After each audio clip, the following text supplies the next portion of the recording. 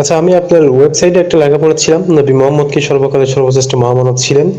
সেখানে তিনার ভুল ভবিষ্যৎবাণী উল্লেখ করে আপনি একটা হাদিসের রেফারেন্স দিয়েছিলেন, সহিহ বুখারীর 5320 নম্বর হাদিসটা। মদিনায় কখনো মহামারী প্রবেশ করবে না, ওই হাদিসটা একটু আমি hadisbidi.com এ গিয়ে আরবিটা একটু গুগল ট্রান্সলেট করলাম। ট্রান্সলেট করার পর দেখলাম যে ওখানে মহামারী শব্দটা আসছে না, আরবিতে তৌন মানে আসছে ফ্ল্যাগ রোগ। তিনি ফ্ল্যাগ রোগের কথা বলেছিলেন, সেখানে মহামারীর কথা বলেননি। এবং আমি যখন ওই মিনার ভাইয়ের একটা ওয়েবসাইট আছে না, রেসপন্স টোয়েন্টি ইসলাম, সেখানেও পড়লাম। সেখানেও তিনি বিভিন্ন বিস্তারিত আলোচনা করলেন আর কি। এটা মহামারীর কথা বলেননি, তিনি বলেছিলেন একটা ফ্লেক রোগ, নির্দিষ্ট একটা রোগের কথা উল্লেখ করেছিলেন। ভাই, আপনার মিনার ভাইকে তো আমি এই বিষয়ে আমি তো ওপেন চ্যালেঞ্জই জানাইছিলাম, খুবই ডেরোগেটিভ একটা ওপেন চ্যালেঞ্জ জানাইছিলাম, তো সেখানেই তো সে আসতে চায়নি। আমি তো মিনারকে সরাসরি এরকম একটা বড় ধরনের কথা বলছিলাম যে আপনাদের উচিত, একজন মুসলিম বিশ্বাসী হিসাবে আপনাদের উচিত, যেখানে করোনা টরোনা আছে সেখানে যাদের করোনা হবে তাদের সোয়েট, তাদের থুথু বা যেখান থেকে রোগ টোগ ছড়ায় সেগুলো আপনাদের কালেক্ট করে চেটে চেটে খাওয়া। এটা তো আমি মানে ওপেনলি বলছিলাম এবং তাকে বলছিলাম এটা নিয়ে আলোচনা করতে। তার তো এই রিডিকুলাস একটা কথাকে ডিফেন্ড করার মতো, তারপরেও তার সাহস হয় না। আচ্ছা, আমি আপনার আজকের কমেন্ট গুলো দেখেছিলাম, ওই পেজে আপনি কমেন্ট করছিলেন, ওপেন হ্যাঁ, স্টেজের আমি পেজে।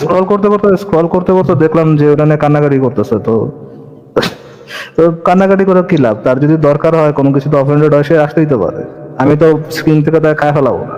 আর আমি তো তার দিনী ভাইদের মতো না যে কোপাকুপির কথা বলি, তারা জবাই করা কেন, সরি এটা মনে হয় বলা ঠিক হয় নাই, বা তাকে তাকে দুনিয়া থেকে সরাই দেওয়া কেন একটা ভালো কাজ, তাকে গালিগালাজ করা, সে তার সে ইনসেস্ট করে কিনা, এগুলো নিয়ে তো তার কোনো ইয়ে করবো না, তার ইয়ে করবো। ইভেন তার দিনী ভাইরা তারা যেভাবে পচাইছে, আমি তো সেভাবে পচাইতে যাবো না। আমি তো টপিকে আলোচনা করবো, সেখানেও তো তার সেই সাহসটা হয় না, বা চিপা বেশি কান্নাকাটি করা। কেমনটা লাগে ভাই? মানে আসিফ ভাই, আমরা যত তার সাথে আলোচনা করছি, আমরা কি তাকে ইররেশনাল কোনো বা তার মুমিনদের মতো কোনো আলোচনা করছি তো তার সাথে, নাকি তার সাথে পয়েন্ট টু পয়েন্ট আলোচনা করছি? এরপরেও তার বলছ হয় না একটা পার্টিকুলার টপিকে কথা বলতে। মানে এটা তো এরা তো এসে, এই মুমিনরা তো এসে, যারা একটু কথাবার্তা বলতে পারে তারা তো এসে আমাদেরকে এটা নিয়ে ইয়া করতে পারে, সরাসরি এসে চার্জ করতে পারে। আমাদের দরজা তো খোলা। সেটা কেন ইভেন আসতেছে আমি না? যদি মিনারের সাথে কোনো একটা উল্টাপাল্টা কাজ করি, যে তার তার কথার আমি ঠিক মতো রেসপন্স করি নাই, ঘুরে গেছে এই সেই, পরবর্তীতে মুমিনরা এসেও তো আমাদের চার্জ করতে পারে। পুরা দরজারই তো খোলা। আমার সাথে ওয়ান টু ওয়ান কথা বলতে পারে, আসিফ ভাইয়ের সাথে ওয়ান টু ওয়ান কথা বলতে পারে। তার তার স্টেজে তার সাথে ওয়ান টু ওয়ান কথা বলার সুযোগটা দেন, দেখেন তো কেমন করে তার ইয়ারা পাগল হয়ে যায় এক একটা। তার ওয়ান টু ওয়ান কথা বলতে গেলে তার সাথে কোনোভাবেই দিবে না। কিসের ভয় এত? যদি সে বিশ্বাস করে যে আসলে সত্য ধর্ম ইয়ে করে, সে আসিফ ভাই সে মানুষের কাছে প্রিচ করে যে কেন তাকদীরটা একটা জাস্টিফাইড যৌক্তিক বিষয়, সে মানুষের কাছে বলতে পারে। সে আমার কাছে এসে বলবে না, অন্য মানুষের কাছে ঠিক আছে, আমার কাছে আইলা বিষয় এটা বিতর্ক হয়ে যাবে। বুঝছেন? তার নবী যে বিতর্ক করতে মানা করছে। বন্ড ভাওতাবাজ কোথাকার, বেহায়া একটা ভাওতাবাজ, পিওর একটা ভাওতাবাজ।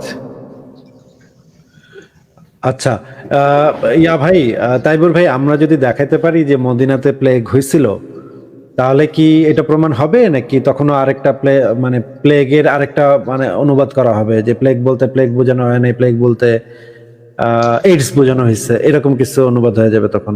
আমরা যদি প্লেগ দেখাইতে পারি তখন কি হবে? প্লেগ দেখাইতে পারলে আমি রেফারেন্স নিয়ে আবার ওনার কাছে যাব, উনি আমাকে যেটা বললো সেটা তো হলো।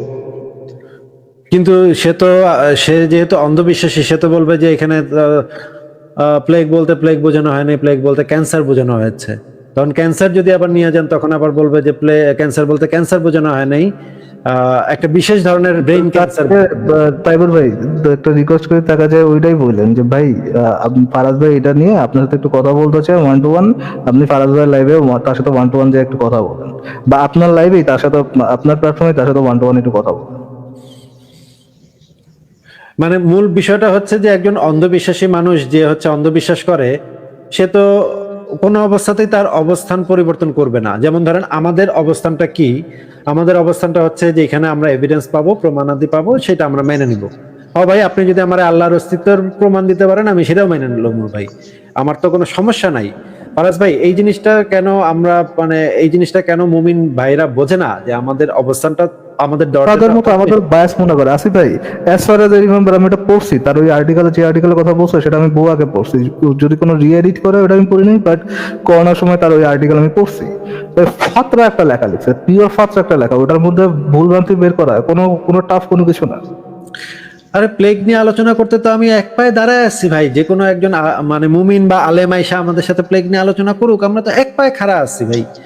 কিন্তু আমি যেটা বলতে চাচ্ছি যে আমাদের অবস্থানটা তো এটা না, আমাদের দরজা তো ক্লোজ না, আমরা তো অন্ধবিশ্বাসী না যে আমরা তাইবুর সাহেব আপনি আমার যেইভাবেই প্রমাণ করেন না কেন আমি কোনোভাবেই আমার অবস্থান থেকে সরবো না, এটা তো আমাদের স্ট্যান্ড না। আমাদের স্ট্যান্ড হচ্ছে এইটা যে এমনকি আপনি যদি আমার ইসলামের সত্যতা প্রমাণ করে দিতে পারেন তাহলে আমরা ইসলাম পালন করব, অসুবিধা কি? আমরা কি ভাই ছাগল নাকি যে আমরা হুর হুর লাগাইতে চাই না নাকি? আমি অবশ্যই চাই ভাই। কে কয় যে আমি মানে হুল দিব এখানে 72টা করে উঁচা উঁচা হুল আচ্ছা, দিব? আমি একটা কথা বলি তো, ধরেন সে যে রিজনিং গুলো দিছে তার আর্টিকেলের মধ্যে, প্রত্যেকটা রিজনিং যদি ভুল হয়, সে কি ইসলাম ভুল হয়, সে কি বলবে যে ইসলাম একটা মিথ্যা ধর্ম? সেটাই বলতেছি বা ফারাজ ভাই, যে আমাদের অবস্থানটা তো এইটা যে আমরা ওপেন, কিন্তু এই অন্ধবিশ্বাসী মুমিনদের অবস্থানটা তো এইটা যে আমরা যত কিছুই বলি না কেন এরা ঠিকই থাকবো। তাইবর ভাই আপনি কি মানে সে কিন্তু মুশফিক মিনার কিন্তু এসে আমার এটা বইলা নিজেই বইলা গেছে, এটা কিন্তু কোনো রাগ ঢাকও সে করে নাই, সে একেবারে সরাসরি বলে গেছে ওখানে লেখা থাকলে ওইটাই আমি মানি, এর বিরুদ্ধে প্রমাণ পাওয়া গেল আমরা ওইটাই মানি।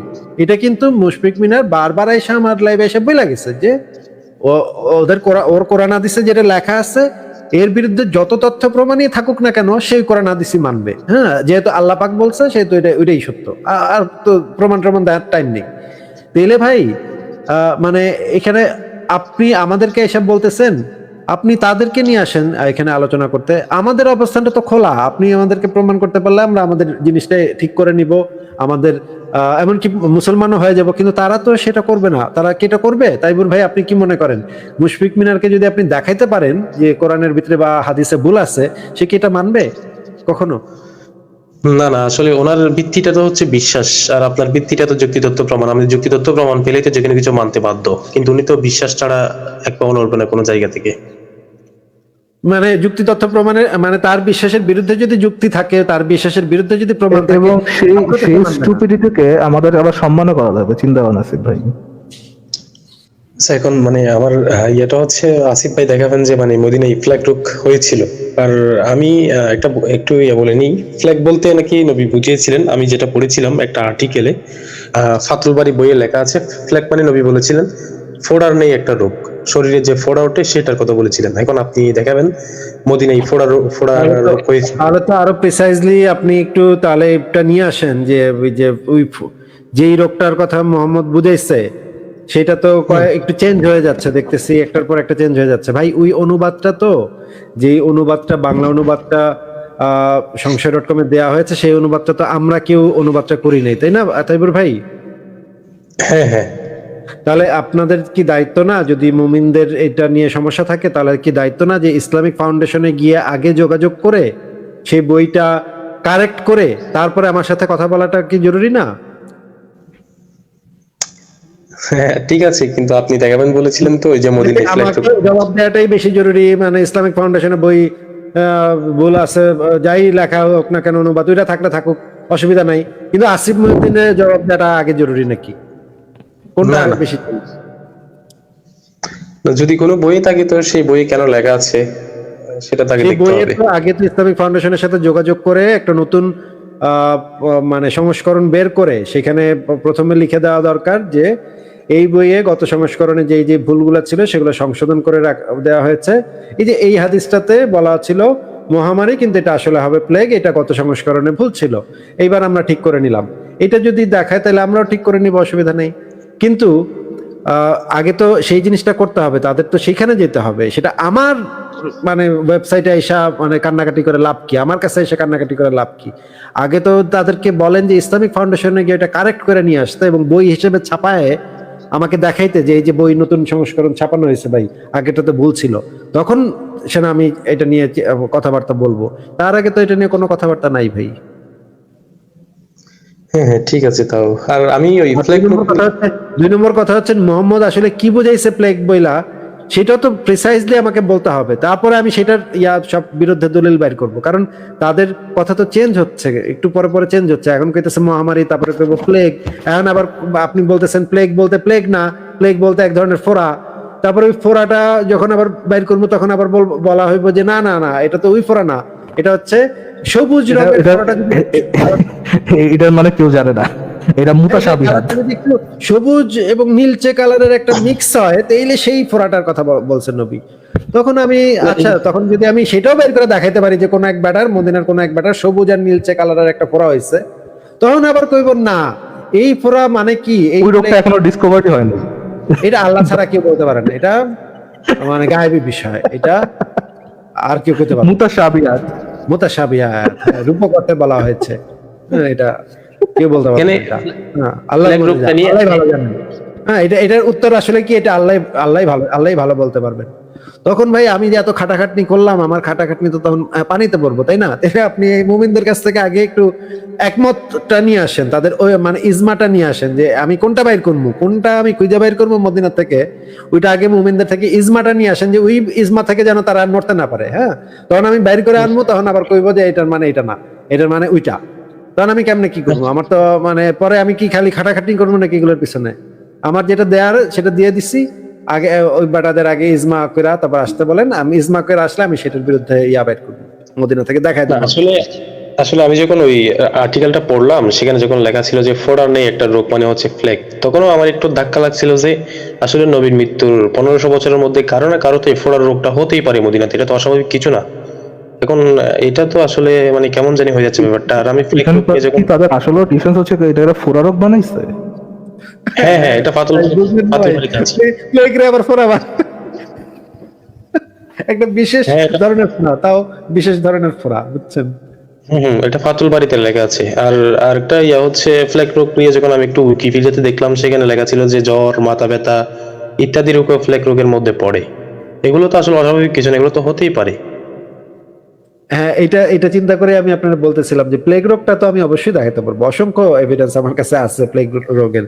কিন্তু তারপরেও আপনি এই যে মুমিনদের ইজমাটা যদি নিয়ে আসতে পারেন তখন আমি দেখাবো, এর আগে তো দেখাবো না ভাই। আর ওই যে তার আগে ওই যে ওদেরকে বলেন ইসলামিক ফাউন্ডেশনে গিয়ে বইটা ঠিক করে আসতে, নিলে আমার ওই কি টাকা পড়ছে নাকি, ওদের ভুল আমি ঠিক করবো কেন? এটা তো মুমিনদের ভুল, তাই না? হ্যাঁ সেটাই, আসলে আমার এখানেও ধাক্কা লাগছে যে ফোড়ার নেই রোগটা দেখে, যে ফোড়া তো হতেই পারে 1500 বছরের মধ্যে কারো না কারো তো ফোড়া হবেই, স্বাভাবিক, এটা অস্বাভাবিক কিছু তো না। ঠিক আছে, আর কি কোনো পয়েন্ট আছে ভাই? না না, আমার আর কোনো প্রশ্ন নেই, এটাই জানার ছিল।